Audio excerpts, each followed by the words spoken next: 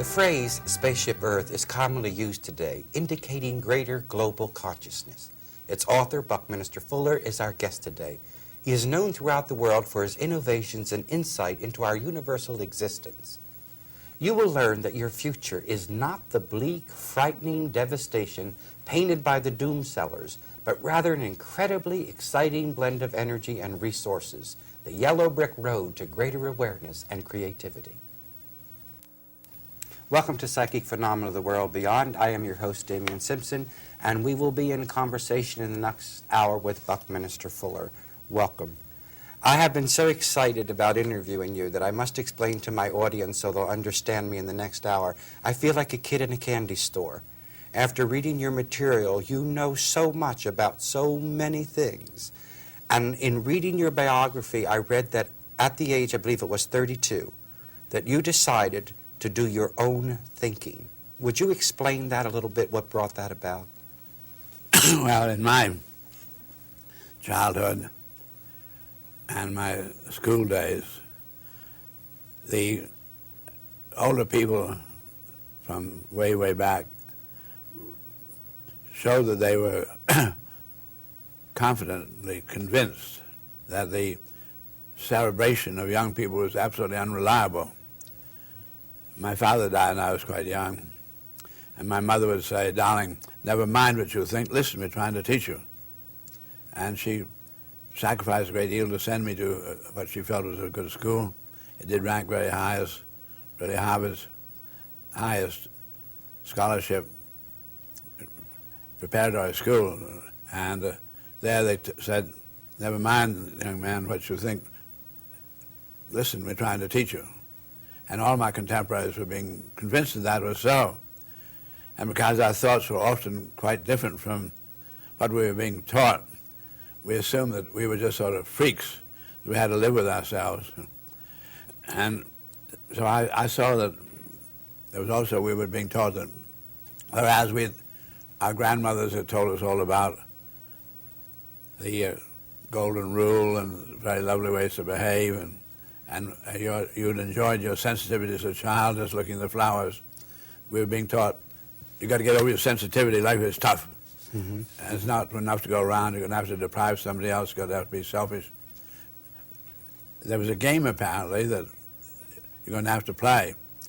Because I knew how much my mother loved me, and I felt my teachers, my friends, and they were all telling me never mind what I thought, I tried very hard to play the game and not pay attention to what I thought. I did my particular group, lifetime group, but I came into Harvard in 1913 in the class of 1917. Out of 700 in that class, only 45 were there for graduation because everybody's off in the war, World War I. So I did very well in the Navy. I learned a game, and so they had a game that was even better spelled out than the everyday business world. And so I did very well, and I didn't have to. I got to have several commands and had some very high responsibility positions, but I didn't have to make money with my boat. All I did was run my boat well. Mm-hmm. So when I came out of the Navy, and I'd gotten into the qualified and became a regular United States line officer, USN. And I was the first child born during World War I, got spinal meningitis and then infantile paralysis, and we had to fight for her life until she died on her 4th birthday. Just before she died, I was ordered to the Asiatic station, and I couldn't leave my child, so they let me resign from the Navy. I came out of the Navy, and because I had done very well in it, because I'd gone to school with rich boys and Harvard rich boys, even though my family were not rich, I found that my rich friends wanted to back me when they found I would like to go into the building world when I got out of the Navy. And I did get 5 factories going to producing materials for these buildings, and I did get 240 buildings up between 1922 and 1927. It was in 1922 that our first daughter died, and so the years of really tremendous sorrow, and I was working terribly hard to do a good job, And I would work very hard all day, drink hard at night, and came then to 1927, and our second child was born, all absolutely healthy. And that was a very extraordinary moment. And just at that moment, I got to the point where I had lost all my friends' money. They had all backed me. And I'd gotten up some good buildings, but I just couldn't get around to making money. I was going to cheat somewhere if I was going to make money. I wanted to get a good building up. And so I not only lost all my money, but I lost all the backing of my friends. I was in disgrace, so I was penniless, and here was this new child born. And as far as I could see, I never would like to get on with that game of making money. That I could get on with the Navy thing, but I couldn't get on with the making money game. And I just didn't have that hard thing you really needed to suddenly do the other fellow. And so I said, I think I better do away with myself. Or if you're going to do away with yourself, you better do some thinking about it. And up to this time, I've always said, never mind. I've been taught, never mind what I think. Learn the game. And I said, the game has turned out to be one I can't get on with. Therefore, I might as well do some thinking about it. And if it seems proper, then do away with yourself, because you're going to be disgraced to your family, and your mother and your wife's family could probably get on better with them as dependents than I was doing. And so when I started with my own thinking, this is 1927, I was 32. That's the point you ask about. Mm-hmm. And it became a very extraordinary matter to suddenly do your own thinking, and realizing how many times what I'd been thinking was happening in the society, which society didn't think was happening, how many times I'd really been right. Yeah. And so that gave me some courage to think about doing my own thinking. I said, if I'm going to do my own thinking, I'm going to have to give up all the things I've been taught to believe, all the loyalties, all the things you take on, just take on, because that's part of the game. And by the word belief, I then said, I mean accepting explanations of physical phenomena without any experimental evidence. Mm-hmm. Just because somebody else said it's so, and you said, I love you, and I'm telling you what's right. Mm-hmm. So I said, if I'm going to give up all my beliefs and so forth, I'm going to have to go entirely on my own experience. And I began to review experience, and one of my experiences certainly was that having learned a game, that there was a whole patois, there was a set of cliches that go along with the game. And somebody says hi, and you say hi. There's a parrot game, conditioned reflexes. So probably the first thing I better do is to set up a moratorium on speech, not allow myself to just yield to conditioned reflexes. Be sure I really know what I'm doing when I use a sound, because word tools are extraordinarily powerful, and yet they just use time and again to deceive one another. So I must really understand speech itself. And so I went in for pretty much of a moratorium. I couldn't make a complete one because there were necessities of my wife and child, and from time to time I'd have to speak. But my wife tried to cooperate by doing all the things where she could talk to the butcher or answer the telephone, whatever it might be. So we were penniless, and this brought me to the realization that all my contemporaries were committed to how to earn a living. And I said, I think they said, remember, whether you like it or not, you hope you'll earn it in the way you like, but anyway, you got to earn a living. I said, I think we ought to be looking into what's my experience teach me needs to be done, which, if attended to properly, can bring success for all humanity, and if left unattended, might find all humanity in real trouble. What are the things that nobody else is attending to because they're too big? I saw all the great nations, all the political systems were dividing up. 150 nations are dividing up about 1/8 of the earth, which was propitious for support of life. They were looking out for themselves. Nobody's looking out for the total spaceship Earth. So I then committed myself, said, I've been captain of ships. That's when I invented the word spaceship Earth. And I like to look on the fact that for some reason or other, humans have been invented and they've been put on the spaceship. And here are the resources, and this is the cumulative know-how. How do we use that know-how to take care of all the people on board in a proper manner? I'm so overwhelmed by the designing competence of the universe that can design a human being, where you and I haven't the slightest idea how to design ourselves. And I'm so overwhelmed by the phenomenon of gravity or radiation, that we're getting our life support from the sun 92 million miles away.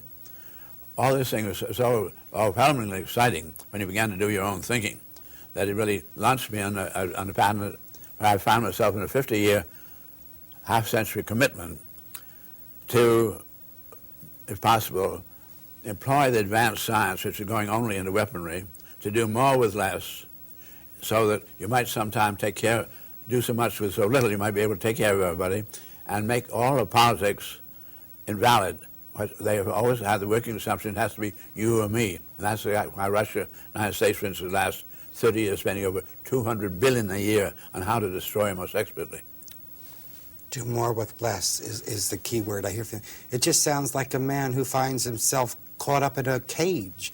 You know, I understand the conditioning, the schooling, and to break loose and free thinking. And the audience might know that we're talking to a man who has innumerable honorable degrees, has spoken to just about every major university in the world and college and every organization, whose picture has been on the cover of Times Magazine, People in the New Yorker. So we're really talking to a man who dared think for himself, and his thinking has affected the world and will continue to affect it for time to come. We'll be right back after the following message. Stay with us.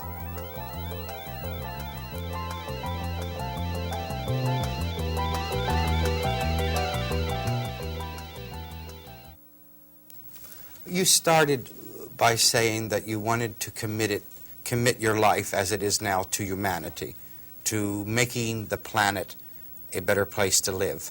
I want to go back to the first segment where you state that you did not speak unless you were spoken to, and you answered what you were asked. This made you aware of the power of your word. I would imagine, I spent some time, so you would understand me, in a cloistered monastery, where one does not speak, there's no radio, there's no television, there's no communication with the outside world. And the minute one stops communication with the outside world, communication with the inner world begins. Now, it is very difficult for the monastery I was in to be aware of the fact that I was communicating with an inner world with ideas and thoughts that did not fit, as you said, the game pattern. Okay. In the building industry that you were in, now that you are coming forward, doing your own thinking, because, as you said here, obviously you had nothing to lose. You were penniless. The point is whether you should take your life or not. Every man that I've interviewed, or woman, that I totally respected, have always faced that experience of taking their own life. And I would even admit to including myself. There comes a point where you deal with the world, you know the world's thinking, you cannot relate to the experiences within the world, and it's either better to either play the game or get out of the game. But that always seems to bring a rebirth experience, a reborn experience again. I think scriptures say, be born again by the renewal of your mind. Would it be fair to say that of you, that you were born again from this period by the renewal of your mind, bringing forth your own thinking, your own innovations? I say that as a retrospective statement. Mm-hmm. At the time, I said the only validation of my not doing away with myself would be to turn all my experience entirely over to others and not ever again work for me. Mm-hmm. If you're really going to be thorough about that. But that is what I want to be thorough about. So it's really a powerful commitment. Yes, because there's where a lot of people today, Mr. Fuller, do not understand what they can do with their life and have no reason for existence. And I think that in the simplicity of your statement, you're telling people what to do that don't know what to do, is to, if you're going to keep on living, then turn your life over to the benefit of humanity. Turn it over to some good. There were complications that go beyond what you're saying here, or just making a commitment. Mm-hmm. Number one, I was 32. The life insurance companies' prognostication for individuals, males born in 1895 when I was 42 years of age. That's life expectancy. I was 32, so I only had 10 years to go by the average. And I said, what can a little individual do in 10 years with 3 billion human beings on our planet? Obviously, I'm not going to get anywhere asking people to listen to me. That's just exactly when they don't listen. That's one of the things I really have learned. Mm-hmm. The only way I think I can ever be effective on behalf of human beings is that if you're doing your own thinking, to realize the way you and I are designed, the way you and I behaved, is completely the consequence of the environment we find ourselves in. We're in the biosphere. The biosphere on this particular planet. All organic biological systems are average 50% water. Human beings are 60% water. Water freezes and boils within very small limits. If you went outside of our biosphere, you'd immediately freeze to death or burn up. So I said, the way we behave is then this environmental control, and we eat these things because they're available. We don't invent them. We breathe this air because it's available. And so I said, any way in which you and I alter using principles that are operative in the universe, which our minds are able to discover, as for instance the lever, where suddenly one man can lift what took 20 minutes to lift before, where you can do a whole lot for others with a scientific principle. With whatever extent I employ principles which are operative in the universe to alter the environmental conditions for humanity, to make it more favorable for the survival of humanity, this would bring about a spontaneous behavior. If I build a bridge where there's a roaring gorge, where there's life support on the other side of the roaring gorge, and people have been risking their lives trying to swim across the gorge to get what society... If I build a bridge, I don't have to say anything, everybody just uses the bridge. So that I would commit myself then to producing artifacts and not trying to reform the human beings, but to take part in nature's own evolutionary reforming of our own environment by virtue of using of these tools. So I was then committing myself to try to do something for all humanity in 10 years with tools, and not by any political persuasion. I was completely apolitical. I said, all right, this means then I'm going to need a great deal of capital capability, machinery, resources to produce the tools, and then certainly in quantities that are going to affect all humanity. I have absolutely no money. There's nobody to tell me to do what I see. How am I going to be able to get on? I'm penniless. I've got a dependent wife and child, which means they're going to eat tomorrow. I'm immediately in need of food. So I said, all right, what I see doing my own thinking is the following, that the animals don't have any money, and the sun and the wind doesn't have any money. That money is some kind of invention of humans. And I see that all of ecology on board of our planet is intersupportive. And the universe itself, by the best we know in physics, is eternally regenerative, 100% efficient. That what goes on in our little planet must be in support of the eternal regeneration of the greater universe itself. So I said, I see ecology as interregenerative.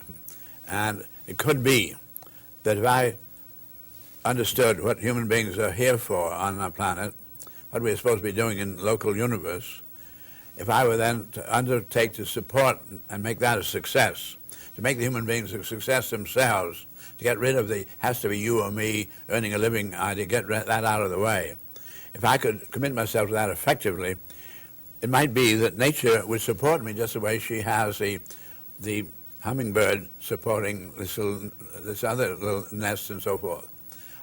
So it needs then a commitment to doing a big task on a working assumption of absolute faith in the integrity of the universe itself. And there's a greater intelligence operating in the universe than that of human beings. And that if you'll commit yourself to a faith in that, you may find that you can get on. But somebody has to make an experiment. And you're ideal for it because you are penniless and you do have the dependence. So my wife was game to try it. So this is what we did, commit ourselves. So that's now 52 years ago. And I have been able to I have over 200,000 geodesic domes around the world today. I've gotten out a great many books. I've been able to produce a lot of artifacts for a better way of seeing the Earth and a better world map, things like that. And I've had to say that only the impossible happens. I've been up against miracle after miracle. Just when I need things at the critical moment, just the last critical moment, then I have what I need. It's been this is sort of appropriate kind of information to come on your kind of a program where we're really talking about some of the great mysteries of the universe. So to me, I have then found apparently doing what needs to be done. When I was not doing what needed to be done, when I was doing the wrong thing, I would come in against a stone wall and we would not be successful. When I was doing the right thing, so and continually having to use my intuition to say, which is the right thing? If I stop here, or maybe I should have been going over here. What is the high priority action today, the next hour, the next minute? So I've had to make a great many mistakes and learned when you're coming to the end of this particular tack of your ship and going to have to go on another tack. I think that would be the very essence of what you would be interested in talking with somebody like myself. I hear you talk about faith as a prerequisite for free thinking. I cannot tell you how much I am impressed with just that idea, because we all consider ourselves free thinkers. We all like to think we're free thinkers, and we don't know why it doesn't work for us. Obviously, it has worked for you. But what you're saying, that you had to build yourself on faith, and I want to just reiterate that, because it just went by so quickly, but it was so profound, that how the universe does look after itself, each after its kind. And it was that faith that you had to still upon that rock, then you can do your free thinking and bring forth something constructive. The other thing that I want to point out for my audience in this segment, that I want to pull out of what you're saying, is the ability to alter your course without losing your faith. Because when many people have to alter the course of their structured thinking, because even free thought can get structured after a while. You can caught up in your own structure of your own free thought. But you seem to have the ability to even alter your course without losing your faith. Well, what I had to continually realize when I was in trouble, and my trouble tended to say, tend to me, trouble, I said, who am I? I don't know anything. I've got to learn over and over again that you're nobody. You are something, that human beings are something very extraordinary in themselves, but I'm not anything. But I'm one committed. There's a function in the universe to be performed this moment in history. So stop the idea that you're up to you to solve these problems. Commit yourself to faith that it will be. So it's continually yielding that your what seems to be big to you is not really big, and really to yield to the bigger need. And don't be preoccupied with the negative. Be preoccupied with the constructive. The alternatives. But you have to do that on absolute faith that just everything's going to come out all right. Forget the trouble. Go to work. A lot of people say today, we have 1 minute. A lot of people say today that we're headed for the end. We're out of oil. We're out of everything. And as we said in the beginning of the show, there are these doom sellers. I would be so bold to make a statement, not to put that statement on you, but religion has become a billion-dollar business on televangelism in this country, selling doom.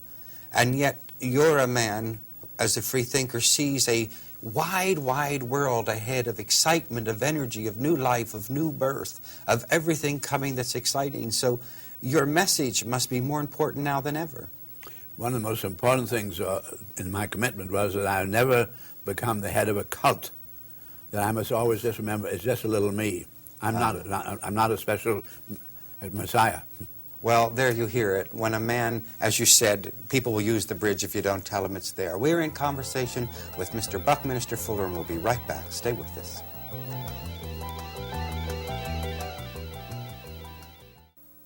Welcome back to Psychic Phenomena of the World Beyond. I am Damian Simpson, and we are in conversation with Mr. Buckminster Fuller.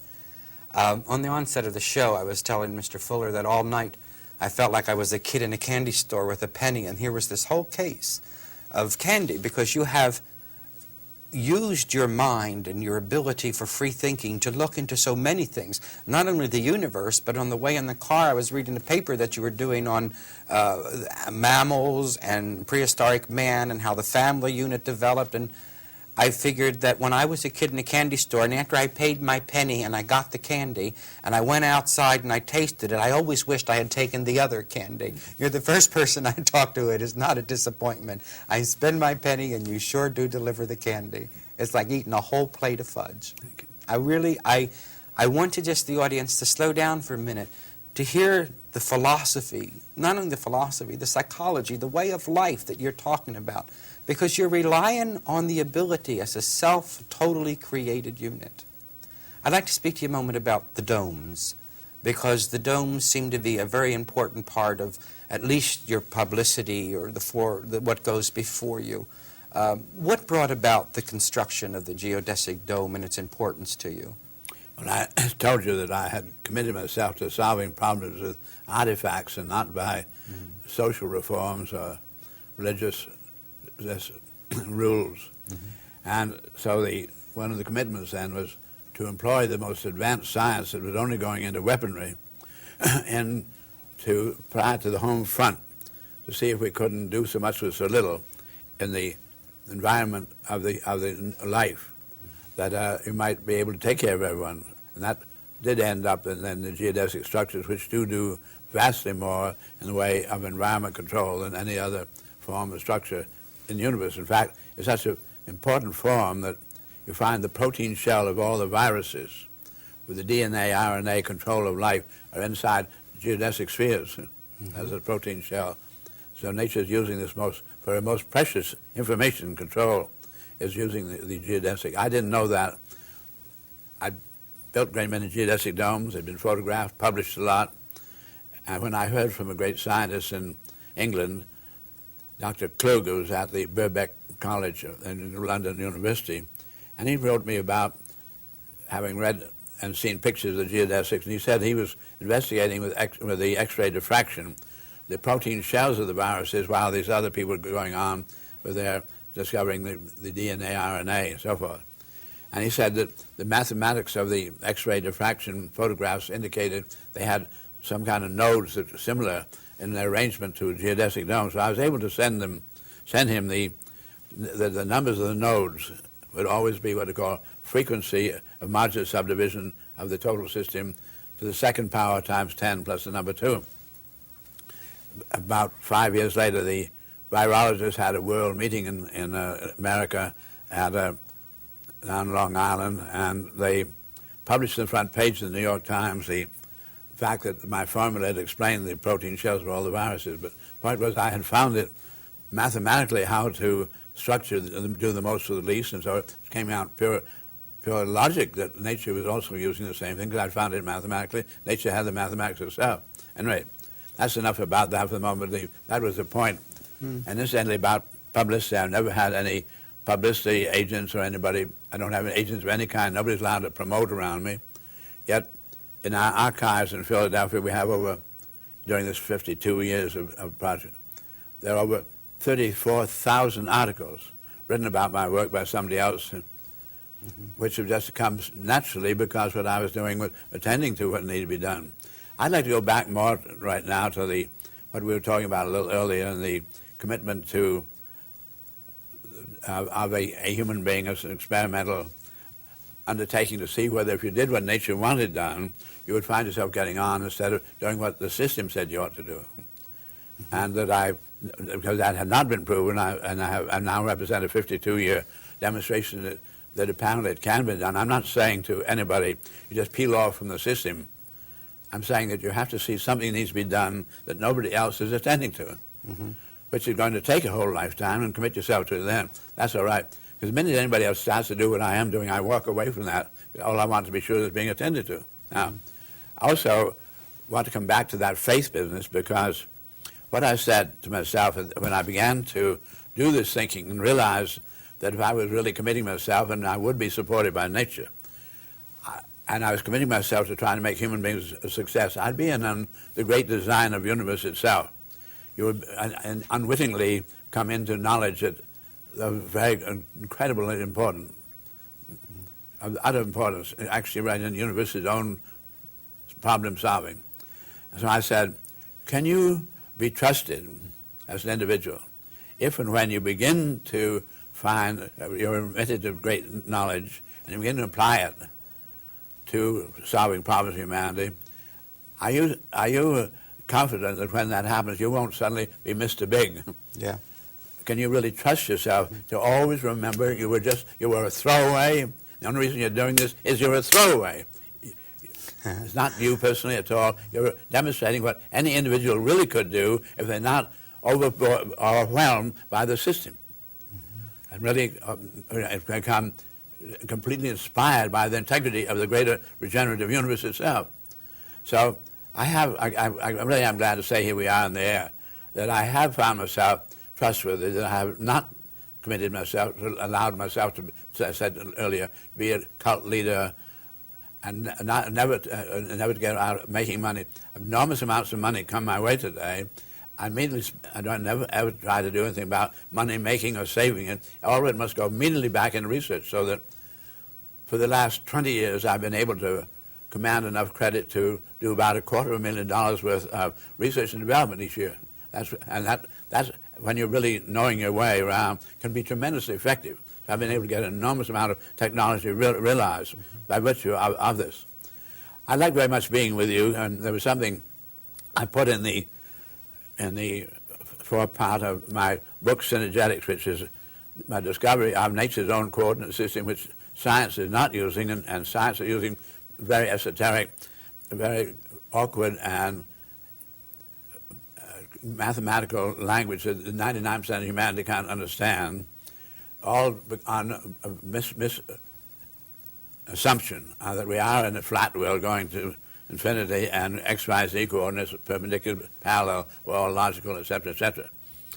Nature is not doing that. She's doing things divergently in radiation, convergently in gravity. She grows this way. She doesn't go parallel and perpendicular. Mm-hmm. And so I have found it, and I did publish it. In the foreword of that, I put the words, dare to be naive.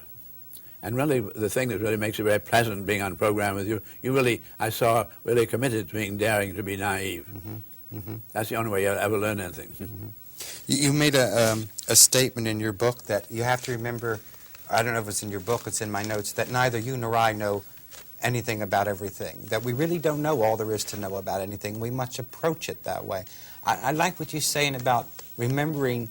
You see, people get a cause, whether it's just within their family or whether it's within a community or whether it's in the world, and they forget that that cause was born out of not knowing what to do with themselves. And your statement, remember that we're a throwaway, and that I have to identify to that, you see, because I reached a point of my life where I have to say I was throwaway.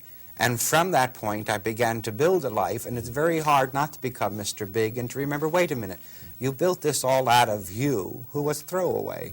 And that keeps the humility down, which keeps the free thinking going. It's a very important statement. How old are you? May I ask you that? I'm 83. 83. I didn't do the mathematics when you were telling me it.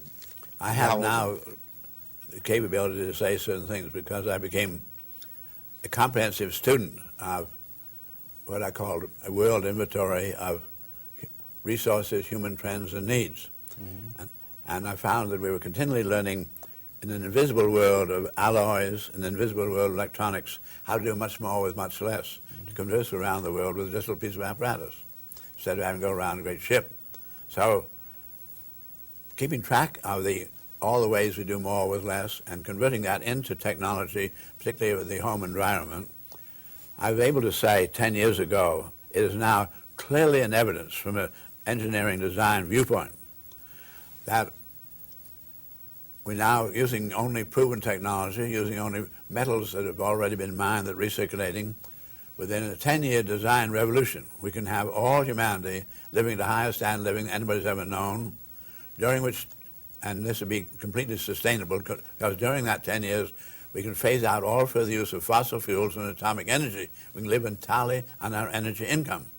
Now, you make a public statement like that and you get checked up. There are probably 1,000 people check me up very carefully. Some million people now pretty sure that I really know what I'm talking about. You spoke about dooms people. Mm-hmm. You don't have to know anything to be negative. You have to know a great deal to be positive. Now, I only am able to be positive because I am a technologist reducing things to practice. I actually have the structures out there and the maps out there. I now then came to the most extraordinary realization that all the great governments, all the great religions, all the great businesses would find it devastating to the activity to have humanity's success. They're all predicated on man being an inherent failure. There's going to be suffering and so forth, and comfort him and follow your leadership. So even though I now know this can be done, whether we're going to be able to exercise this option is very touch and go. It's all going to depend on the new young world coming through. And that new young world, every child being born in the present, less misinformation, more reliable information. And it is in love with love and love with the truth. And it may be able then to come through and exercise this option. In watching interviews recently on the air over great controversies of religious organizations, I heard heads of these organizations states that doomsday and gloom is what sells. And if they preached a liberal doctrine or freedom doctrine, that they would not collect the funds and they would not have the support. That liberals will not support liberals, but doomsday people seem to feel if they pay someone, they can buy their way out of it. You come along and say in 10 years we can enjoy this total freedom as a, well, maybe as a promise of an earth of peace. We are in conversation with Buckminster Fuller. Stay with us. We'll be right back.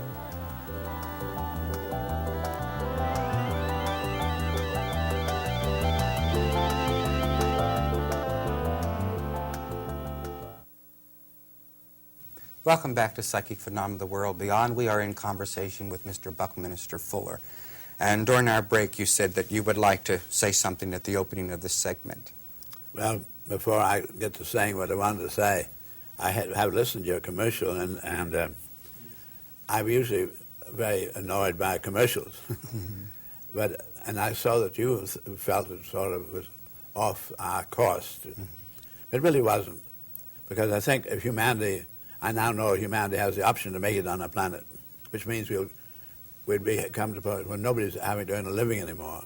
It does not have to be you or me. We're in for a new chapter of humanity in the universe. And it's going to be something very different to look at, and we will talk about that. But I think humanity is now in what I call a final exam as to whether we qualify to stay here.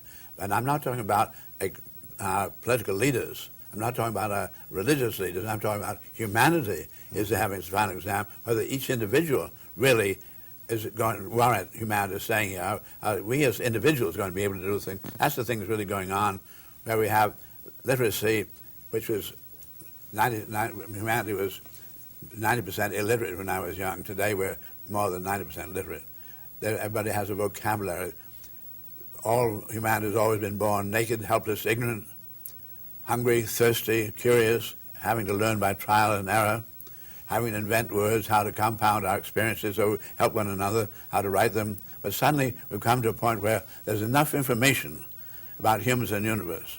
And the older people had made so many mistakes of interpretation of the significance, where there is, for instance, today, humanity is still, though it knows we're on a sphere, knows that we are on a planet going around the sun, it is still thinking geocentrically. We still have the sun going around us. I've spoken to a number of scientific bodies. I've asked every scientific body I speak to, any scientist present who do not see the sun going down in the evening, no hands. I said, you're 500 years behind coordinating your own senses with your own knowledge. We're living in the conditioned reflex of a flat Earth, which is a wide, wide world. Still to say that, four corners of Earth, don't we? Mm-hmm. Still say up and down, which it goes along with the perpendicular to the same plane. Mm-hmm. All those words manifest that humanity is now still celebrating hundreds and thousands of years behind our actual knowledge. So I see that no matter whether the little individual is going to have the integrity, once you call this to attention, to stop using the words up and down. You're all using it. The right words are in, out, and around. You go into the moon, into the earth, into Mars. You go out as any direction. But you go out and in, not up and down. Mm-hmm. Now, just go outstairs. Just dare to say that for a week.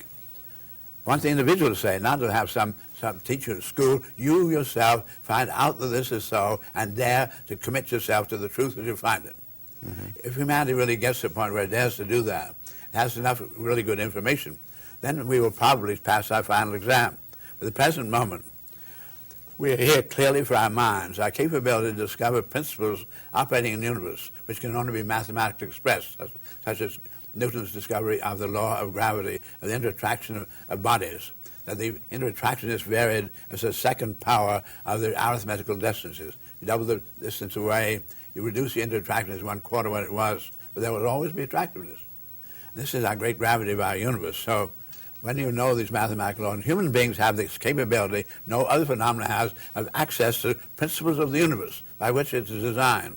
We must be here for something very, very important, but where mind must be in control to make up and to dare go along with the truth mind discovers. At the present moment, muscle and cunning are in control of human affairs. Muscle, cunning, greed, selfishness, look out for self. We've paid, amazing, 6 weeks ago, we have 75% of all the television sets in America looking at two men trying to smash their thinking machines. Mm-hmm. We pay those men over a couple of millions of dollars to put on that kind of a show. Mm-hmm. If you and I are really putting some really important kind of knockouts on the ways in which humanity is not going to survive, we're not getting paid that kind of million. That's why mind is not in as yet control. If mind becomes in control, we'll exercise our option to make it. Mm-hmm. I noticed when you introduced me, you talked about up the yellow brick path. Mm-hmm. We were not going up a yellow brick path. We're going up an invisible path. All right. And it's an invisible path into a condition where what we learn, when you use the words in and out instead of up and down, you will then bring in the world of electronics, where you learn you can tune in a program or tune it out.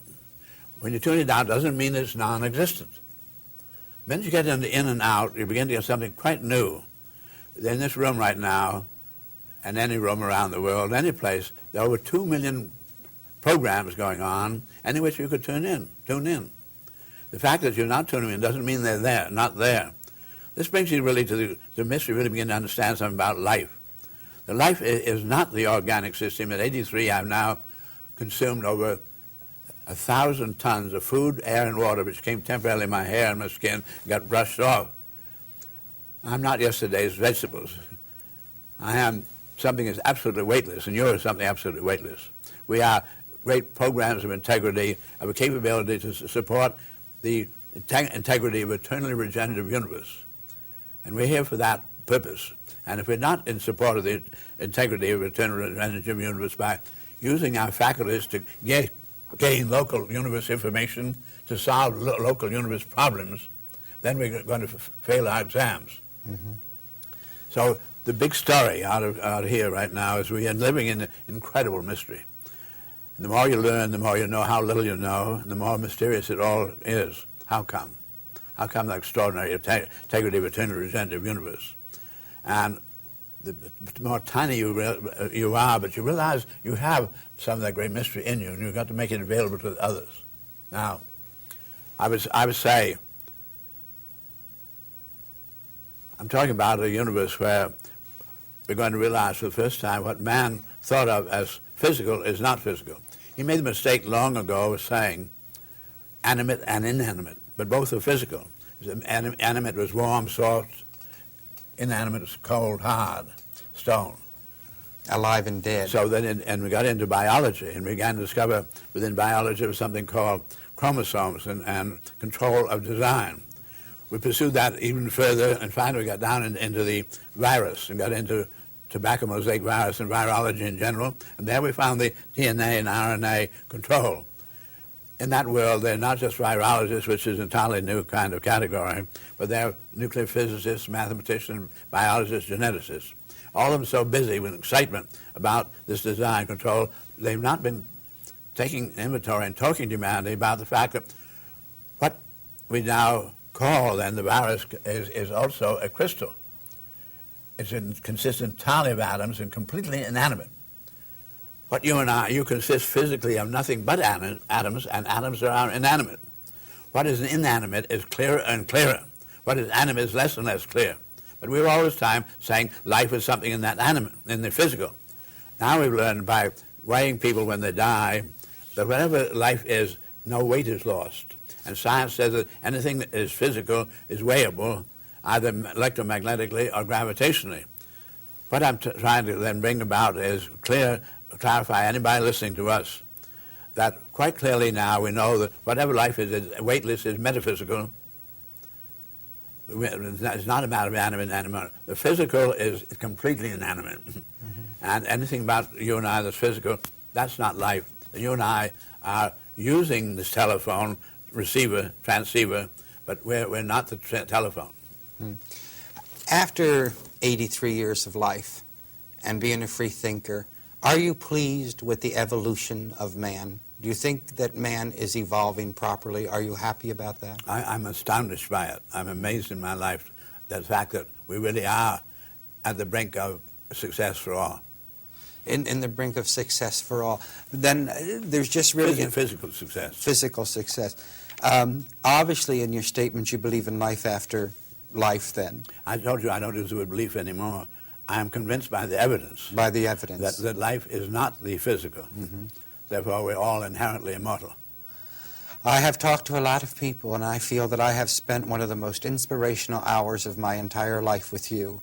And any part of me that was down or not sure has been reaffirmed and reassured by your presence, and I'm sure that I would tell you that in behalf of the entire audience that has watched this show.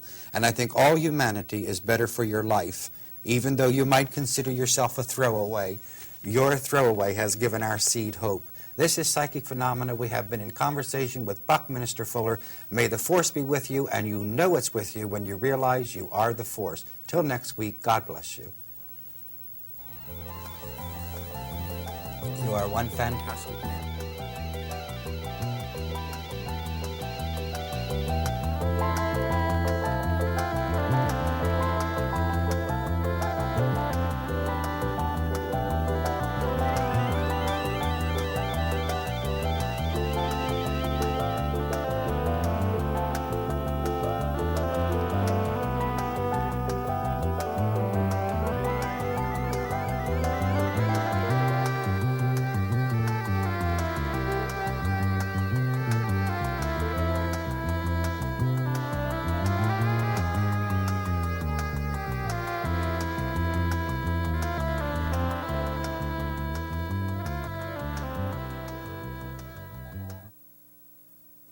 Hello and welcome to Quest 4. My name is Gene Vance. 20 years ago, Damien Simpson created a program called Psychic Phenomena, The World Beyond. It was a program that was so far ahead of its time that it was almost to the point of being radical. But many of the people that he brought into the foreground are now stars in the metaphysical world.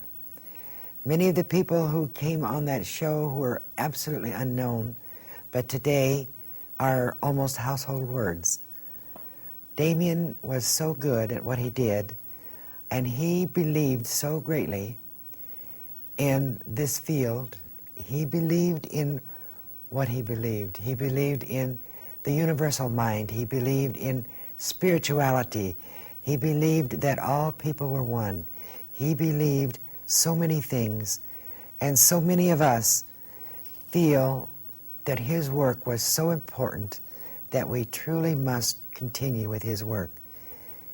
Damien's sudden transition was a shock to most of us. To all of us, it was a shock. But we also knew that we must go on, we must pick up the banner, and we will go ahead with all that he has dreamed of. Damien was the architect of the dream, and we are the builders. We want to continue on. We want to go with what he taught us, what he believed in, and what we believe in so dearly. Some of the shows you will be seeing are some of the shows that he did in the early 80s, and they are just as up to date today as they were then, simply because they were so far ahead of their time in that period. The show was sold to New York, and it was such a hit that we just had letters coming in by thousands from people all across the country who were so pleased and so happy to find out that there were other people out there who felt and dreamed and believed the same that they did. Now we had to go on and change the name of the show, make it a different show, because it was sold. Now the show is called Quest 4, The Human Potential.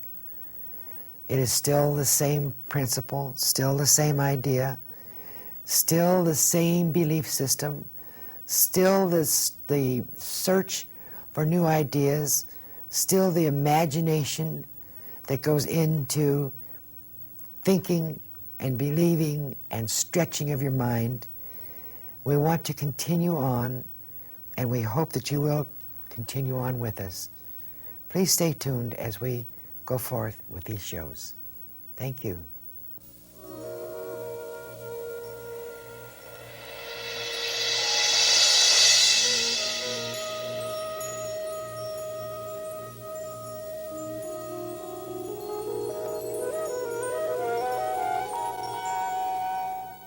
You will not find much disagreement with the statement that a crisis condition currently exists on our planet, but our guest believes mankind can survive by understanding and responding to the threats we face today. We invite you to stay tuned for an extraordinary hour, for our guest is Buckminster Fuller.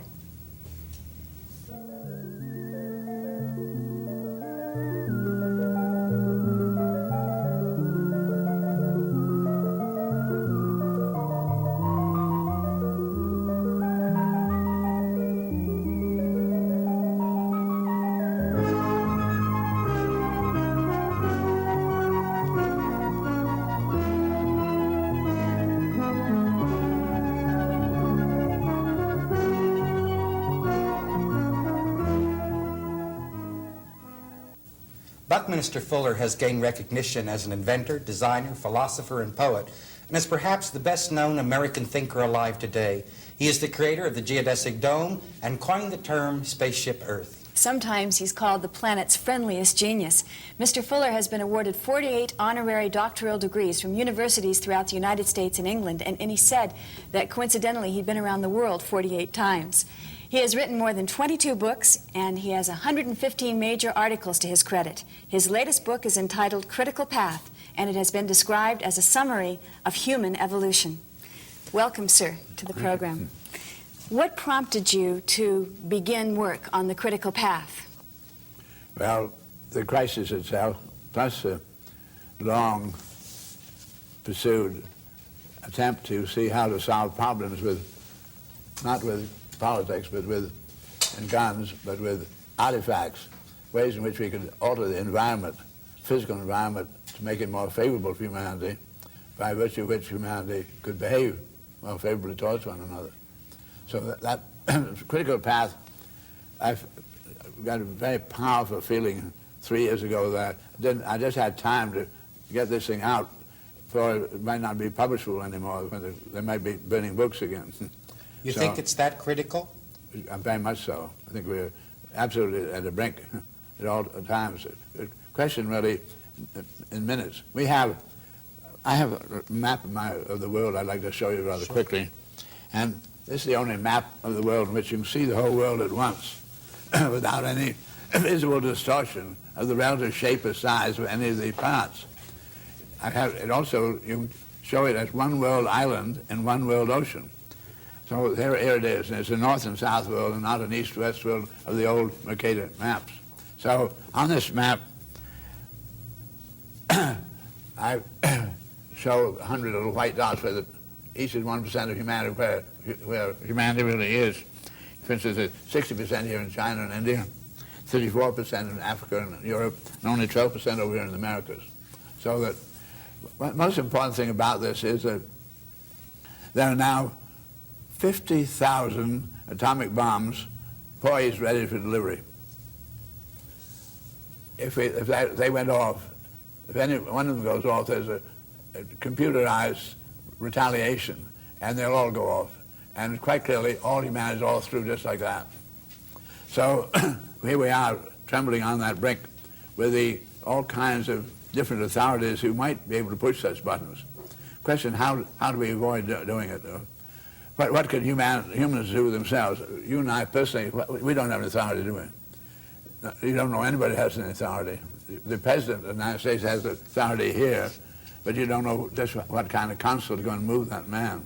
Mm-hmm. You don't know how many other heads of states might push buttons. Anyway, what we can do about it is, as far as I can see, number one is we are I say, how and why were humans included in the universe? That's the next thing. And we were very extraordinary because, in contradistinction to all known other living creatures, many creatures have brains, and brains are always coordinating the information of the senses. But we also were given minds, and human minds have the capability from time to time to discover relationships existing in the universe that are not in any way detectable by observing any one of the special cases. For instance, here we have this picture of the heavens. Kepler, extraordinary mathematician, astronomer, back in made this extraordinary exploration after Copernicus made clear that the Earth is going around the sun and not the sun going around us. Kepler found that all the planets are different sizes, all different distances from the sun, all going around the sun at different rates, so seem to be very disorderly. But he said, as a mathematician, I know one thing, they're all going around the sun, so have one thing in common. If you can find something else in common, that's in trigonometry, you have two knowns, you may get somewhere. So he said, as a mathematician, I can give something else in common. I can give each one of those planets exactly the same increment of calendar time, right to the second. He knew that each one was at the start. He made a line, a diagram, the radius each one was from the sun. Then he had the end of the 21 days when the new radius was. He had the arc. So now I had the diagram, a triangular diagram, a long, thin one. He said, I might as well calculate these areas. He did so, and if you were Kepler making that, found they were not similar areas, they were elegantly exactly the same mathematical areas. He said, obviously they're coordinated. You can't come out of the same number unless you're coordinating. He said, how can they are millions of miles apart? If they're touching each other like gears, I can understand how they could coordinate. How can they coordinate at millions and millions of miles apart? Enormous things such as they are. So I said, obviously, there's some kind of a tension operating. I have a weight on the string and move it around my head as an orbit, and they are going in orbits around the sun. They're also demonstrating elliptical orbits, and apparently there are times when these planets at different rates bunch more than other times, and they apparently the bunch pull on any one. So they bring about, you want to make ellipses, you have two restraints instead of a single restraint for circle drawing. So Kepler said there is then this absolutely invisible tension capability operating, which comes out later on. Galileo makes experiments with falling bodies, rate of acceleration. Found they were accelerating at the second power of the arithmetical distances being traveled. And then Isaac Newton comes out with a theory that the inter-attraction of these celestial bodies was varying inversely as the second power of the arithmetical distances intervening, which is to say, if you have the distance between the two, you increase the inter-attractiveness fourfold. This is proved to be then correct for what I'm getting at. A human mind has the capability to discover relationships existing between, which can only be mathematically expressed, then absolutely undetectable by our brains. So human minds, we are here for some very special reason, to be given access to some of the great principles of design of the universe itself. These principles, to qualify as a generalized principle in science, must have no exceptions. And that means no exception means eternal. Our brain deals with the temporal, our minds deal with the eternal. That we have that capability means we must be designed to be here for something very important. But we were also designedly born always naked, absolutely inexperienced, therefore no knowledge, absolutely ignorant, but given thirst and hunger and curiosity, procreative urge to drive us to make experiments, to take initiatives, to learn only by trial and error. We've been here all this time learning by trial and error, and I find we've now come to a most extraordinary kind of an era where power structures have come into being. People who are stronger physically are able to overwhelm others, and they said, you must make no mistakes. We got our rules, and if you make mistakes, we're going to punish you, which takes away from humanity the right to learn by trial and error. Anyway, they also then got to the point where they say, we are supreme and we're infallible, and we get to the point where we have power structure. The most important mistake we've ever made was to assume that the power structure was God instead of real God. And by real God, I don't mean a person, but I mean the great intellectual integrity governing all the great designing. We didn't design humans. We didn't design planet Earth. We didn't design all the 2 billion galaxies we now have discovered. We didn't design atoms. We didn't design anything. But we have an ego that seems to feel if we don't solve the problems. So when you ask me about the crisis, I say our ego is in the way right now. We kind of think it's up to the politicians to solve it, and nothing could go worse than that. If we dumped all the machinery and technology we have into the ocean, within 6 months humanity would die. If we dumped all the politicians all around the world in the ocean, everything go along very nicely.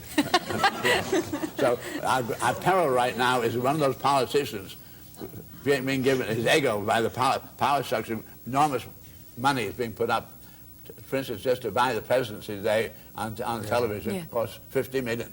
The senatorship, $20 million. The representative, $2 million. And so this is completely corruptible. We have now where the power structure is of the enormous money of the world is running affairs in the United States and much of Europe and so forth. So the question is, what can a little individual do? Number one, the little individual can dare to be absolutely truthful with himself.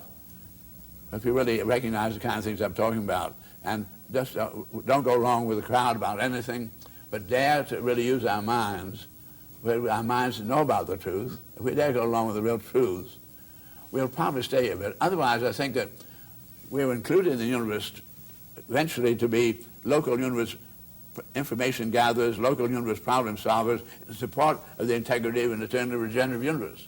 We may be even introduced to test to see whether humans can mess up the universe. Anyway, I think the invention humans are under examination. We're in final examination. And that's we as individuals really dare to go with the mind and dare to talk the truth and hold to it, absolutely, no matter what else comes along. We're not going to stay here. Evolution is trying very hard to make all humanity one family, giving up all nations. That is such a hope.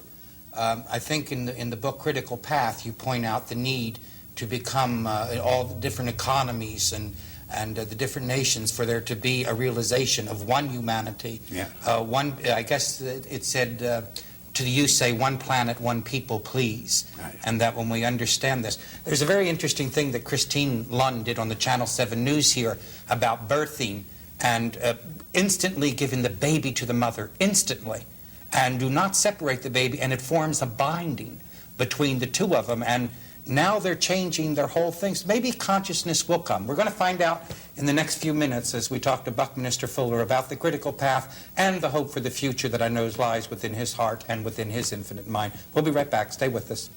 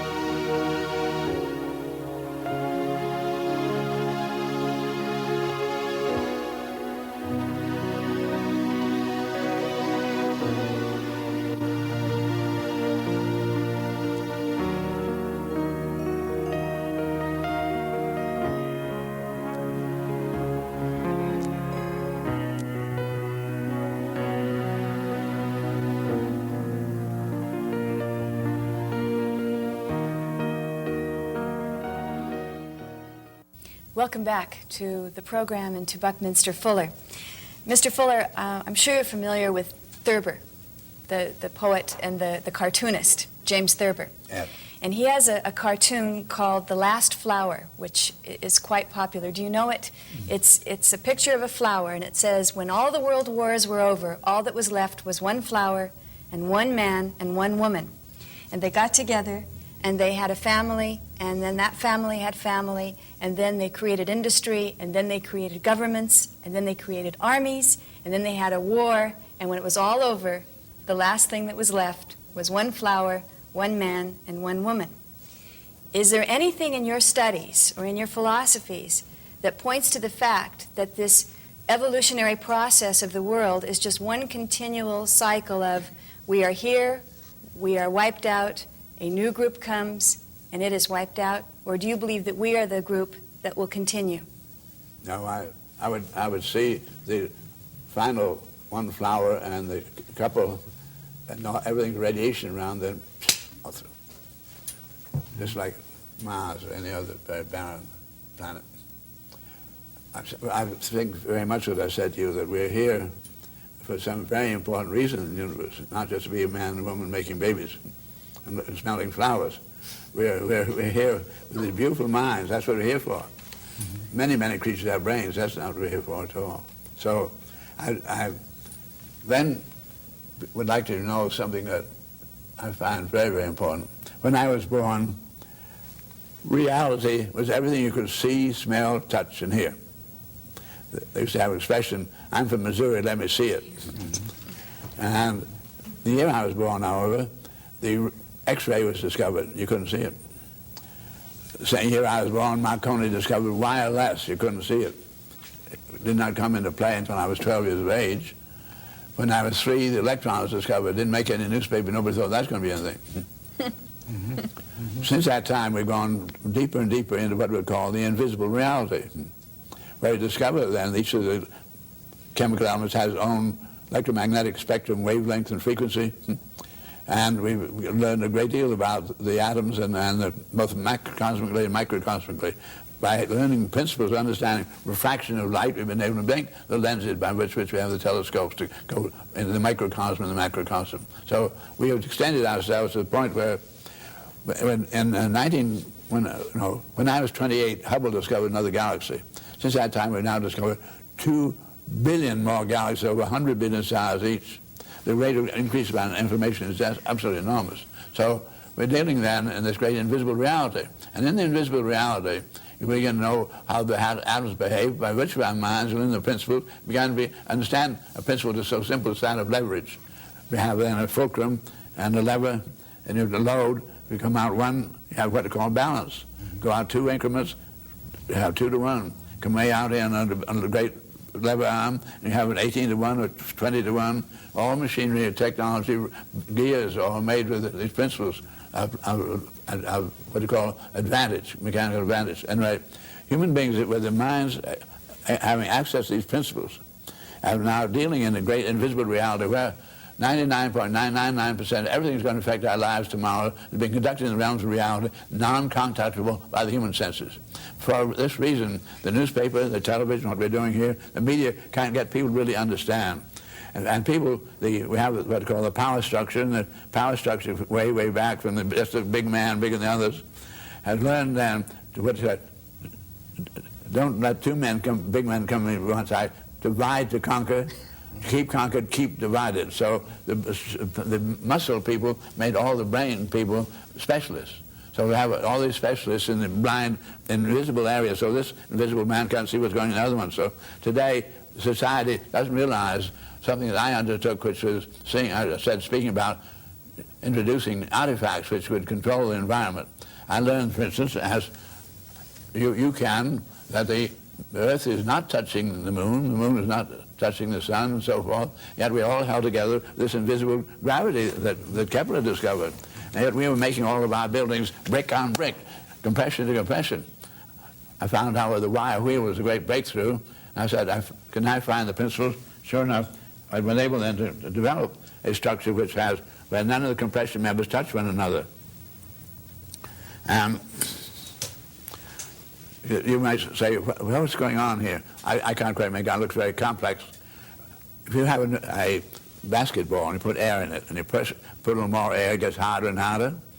The molecules of gas don't go to the center and explode outwardly. That would be vibrating. They go cascading around. They hit here, they hit here. They're trying to get out. They keep hitting the skin and caroming around. Now, each one of these sticks you're looking at here is part of that pattern. I want you to think about two swimmers in a swimming tank starting from opposite ends and meeting in the middle of the tank, doubling up their knees, put their feet against each other and shove off from each other. This is what engineering shows. Every action has a reaction. So each one of these sticks here represents a molecule gas going this way with the reaction one going that way. They're trying to get out of the system. They're hitting not a vertical blow, but a glancing blow. So this is then the model of what the molecules of gas are doing inside the basketball. And this thing just bounces like the basketball. Now, I found out then how then to enclose space where we're dealing only in tension. The only thing that's continuous there is a little delicate, what we call dacron fiber, the kind you cleanse your teeth with. It's being held together entirely in tension, like as Kepler's world. So I found then when you do that, you don't have to have don't have all these columns and beams. You have absolutely clear span of space, absolutely unlimited. By virtue of this, all the geodesic domes have all the geodesic domes are made on this principle, and we'll find that I have them. There are now over 300,000 geodesic domes around the world, and they're enclosing space with so little that using the principles of doing more with less in the visible world, using the right alloys, we've been able to make it work. McCready made this beautiful Gossamer albatross, where a little man was able to fly over the English Channel. None of the newspapers, none of the media has pointed out this is because the materials he used. This curve of doing more with less in the visible world got to the point where, whereas steel has a tensile strength of 50,000 pounds per square inch, he made this plane out of something called carbon fibers, having 600,000 pounds per square inch tensile strength. It's so much with so little. His plane, the wingspan was 95 feet, yet he was able, you could hold in one hand 45 pounds. So I can tell you in the whole of technology and geodesic domes and all the invisible world, 1970 we crossed the threshold when engineering-wise we can do so much with so little. We took all the metals now going into the armaments and melted them up. We could within 10 years have all humanity living a higher standard of living than anybody's ever known. That is, we have 4.5 billion billionaires, and we have to behave that kind of way. So I said there is an out. But that has to come out of people having the courage to say, never mind, I'm not familiar with that shape of how. I went through years where people said, I don't want to live in one of those geodesic domes. I want to have it look like a Cotswold cottage or whatever it is, some nonsense. So our conditioned reflexes are what's against us, and so I say, can you and I and all the young people and older people too begin to say, I dare to go along with the fact that is a better enclosure. So the touch and go is on the human integrity. I said, bringing you back then to the idea we're in the final examination whether we're going to stay here on the planet Earth or not. May I ask you a question before we leave for the audience's sake? Is this the book that deals more with the technology that you're talking about? No, that leads with all the geometries I've been giving you. Okay. There are 2 volumes of that. There's Syngetics 1 and Syngetics 2. Each one's about 700 pages. But thank God, I find this book is proliferating very, very rapidly. Both of them have. Thank God. And this is more philosophy for human evolution. It's about everything. It's about speculative history of why we're here on the planet, the kind of thing they've been talking to you about from yesterday to today. Well, as I sit and listen to you, I understand how you got those 48 honorary doctorate degrees. I really understand that. I've always felt that inside of every man was a natural genius. If he'd shut his ears and his mouth for a while, he might get in tune with that natural genius. Obviously, you have. Would you discuss... I'm convinced you're right that every human being is born a genius. Mm-hmm. And the loving fear of the parents that when the child demonstrates some of his genius and really being naive and exploring, they say, don't do that down, you get in trouble with the system. Mm-hmm. So we de-genius very rapidly. And luckily I got undegenus. I deliberately said I must do so. Didn't you keep silence for quite a while? Or is that just a rumor that you were, a period of your life, you just had nothing to say and said nothing? I had realized we were all parrots, and I'd learned all kinds of cliches and all. Just immediately somebody said this, I had to say, go skidoo, whatever it was. Mm-hmm. And my darling wife is with me here today, out looking at this, doing this. We'll have our 65th wedding anniversary in 2 weeks from now. Wow. And she was willing to let me for 2 weeks 2 years. She did the talking to everybody that had to be talked to, so I could be silent and get over my conditioned reflexes of stupid things to say. Well, as we said in the beginning of the show, that is the most loving genius on this planet, and it would be an extraordinary hour. And I value those 2 years of silence, and that was a great gift of your wife. And I'm sure she joins you in what you're sharing with our planet today. Mr. Fuller, God bless you. Thank you. Sir. God bless you, down people. And to all of our audience, see you next week. Stay in there.